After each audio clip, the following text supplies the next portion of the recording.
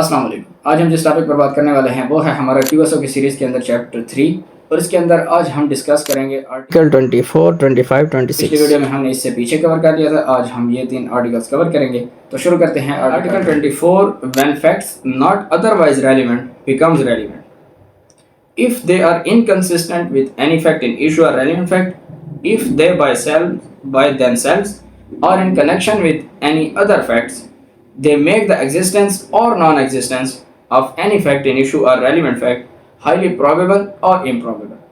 Article 24 بتا رہا ہے کہ فیکٹ ویسے تو ریلیونٹ نہیں ہے لیکن ریلیونٹ ہو جاتے ہیں دو باتوں کی وجہ سے. ایک تو وہ فیکٹ ان ایشو اور ریلیونٹ فیکٹ کے ساتھ انکنسسٹنٹ ہوں یعنی کہ اس کے متضاد ہوں, اور دوسرا وہ فیکٹس خود یا کسی دوسرے فیکٹس کے ساتھ مل کر فیکٹ ان ایشو یا ریلیونٹ فیکٹ کی ایگزسٹنس یا نان ایگزسٹنس کو ہائیلی پروبیبل یا امپروبیبل بناتے ہیں. مطلب کیا ہے ان باتوں کا؟ اس کو پلی آف ایلیبائی بھی کہتے ہیں. یعنی ایک فیکٹ ریلیونٹ فیکٹ یا فیکٹ ان ایشو کے ساتھ کنسسٹنٹ ہے, اس کے متضاد ہے, تو وہ فیکٹ ریلیونٹ ہو جائے گا. ایگزامپل کے ساتھ سمجھتے ہیں کہ the question is whether a committed a crime in Peshawar on a certain day. The fact that on that day A was at Lahore is relevant.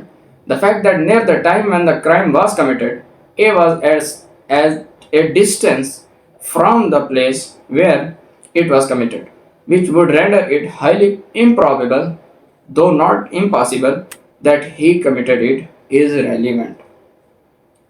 کہ ایک بندے کے اوپر الزام ہے اے کے اوپر کہ اس نے بی کا مرڈر کیا ہے پشاور کے اندر. اب یہ فیکٹ ان ایشو ہے. اب کوئی فیکٹ جو اس کے متضاد ہو گیا, اس کے انکنسسٹنٹ ہو گیا, تو وہ فیکٹ ریلیونٹ ہو جائے گا. وہ کون سا ہے؟ وہ یہ ہے کہ اے تو ان دنوں پشاور میں تھا ہی نہیں بلکہ وہ تو لاہور میں تھا. اب یہ فیکٹ ان ایشو کے ساتھ انکنسسٹنٹ ہو گیا, اس کے متضاد آ گیا. وہ کہتا ہے کہ پشاور میں اس نے مرڈر کیا, یہ فیکٹ کہتا ہے کہ وہ تو تھا بھی لاہور میں. تو اب یہ فیکٹ بھی ریلیونٹ ہو گیا ہے اور اس کے اوپر بھی ایویڈنس لائی جا سکتی ہے.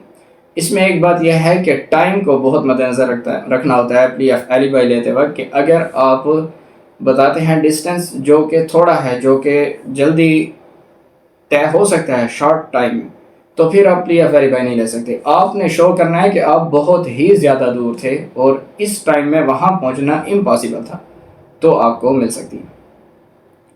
اور ہائیلی پروبیبل اور امپروبیبل کا کیا مطلب ہے؟ کہ کوئی ایسا فیکٹ جو فیکٹ ان ایشو یا ریلیونٹ فیکٹ کے ہونے یا نہ ہونے کو بہت زیادہ اثر انداز کرے. یعنی کہ اگر فیکٹ کے ہائیلی پروبیبل کا یہ مطلب ہے کہ اس کے ہونے کے چانسز بہت ہیں.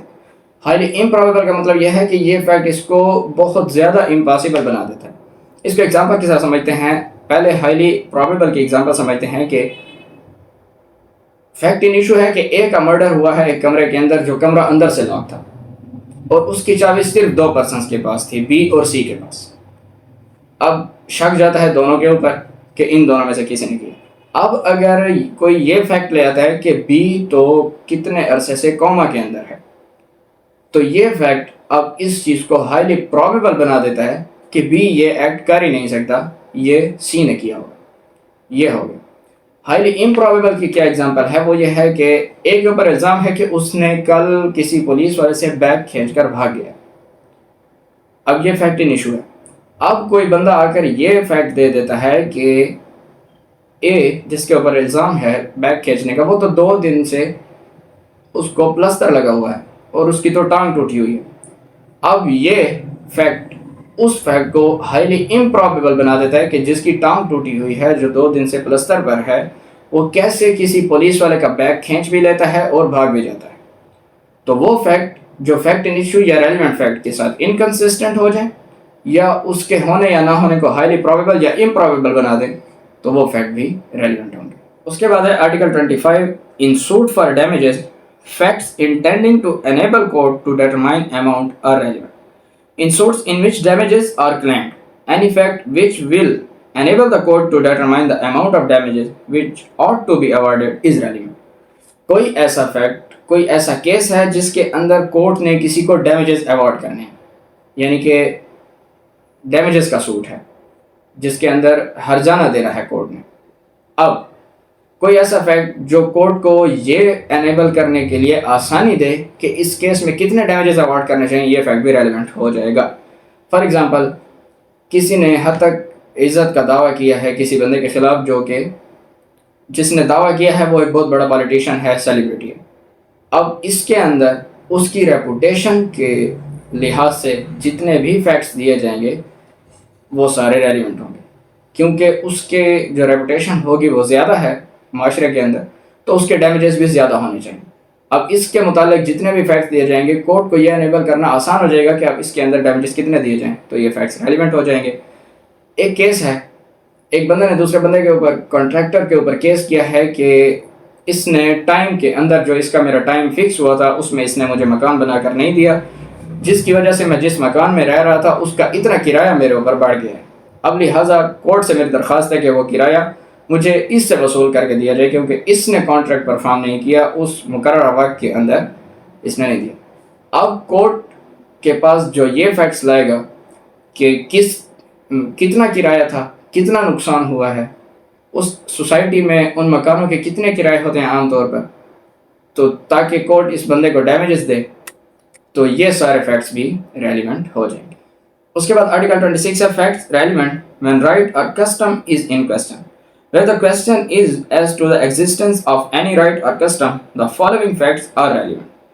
جب بات آ جائے کسی کسٹم کی ایگزسٹنس کے اوپر کہ کیا یہ کسٹم یا رائٹ ایگزسٹ کرتا تھا یا نہیں، یا کرتا ہے یا نہیں، اس سے متعلق جتنے بھی فیکٹس آئیں گے وہ ریلیونٹ ہوں گے۔ کون سے فیکٹس؟ کہ any transaction by which the right or custom is in question was created, claimed, modified, recognized, asserted or denied, or which was inconsistent with its existence.